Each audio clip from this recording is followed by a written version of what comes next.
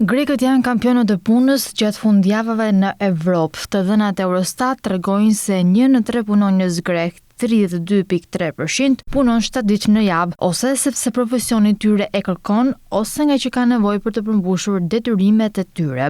Për më tepër, struktura e punësimit në Greqi, veçanërisht përqindja e lartë e të vetpunësuarve, varësia ekonomike e vendit nga turizmi dhe rrjedhimisht puna në sektorët e shërbimit ushqimor dhe turizmit me turne në fundjava dhe festa e shpjegon pjesërisht këtë situatë. Gjithashtu, punësimi informal fleksibël dhe pa orare të përcaktuara luajnë një rol të rëndësishëm. Në praktikë, orët e gjata përveç anashkallimit të legjislacionit rezultojnë në lodhjen e qytetarëve pa asnjë përfitim financiar, pasi pagat mbeten të ulta me rrogë mesatare që arrin në 1.342 euro bruto. Sipas të dhënave zyrtare të Eurostat, Greqia renditet e para në Bashkimin Evropian për sa i përket punësimit gjatë fundjavëve dhe pothuajse 10 pikë më e lartë se mesatarja evropiane, 22.4%. Poshtë Greqisë, gjithashtu me norma të larta janë Italia 30.9% dhe Çipri 26.4%. Në të gjithë Bashkimin Evropian, sipas Eurostat, puna në fundjavë është më e zakonshme në profesionet që lidhen me bujqësinë, pylltarinë dhe peshkimin, 49.5%. Kjo pasohet nga punonjësit në shërbime dhe shitje, 48.9%, që përfshin sektorët e turizmit, hotelerisë dhe tregtisë me pakicë. Në lidhje me natyrën e punësimit, pothuajse gjysma e të vetpunësuarve, 46.7%, deklarojnë se punojnë të shtunën ose të dielën. Greqia ka një nga normat më të larta të vetpunësimit në Bashkimin Evropian, me shumë shitës dyqanesh, punonjës të pavarur dhe fermerë që shpesh punojnë në fundjavë, pasi nuk kanë orare të caktuara dhe varen drejt për drejt nga prania e tyre personale për mbijetesën e biznesit. Në vitin 2022,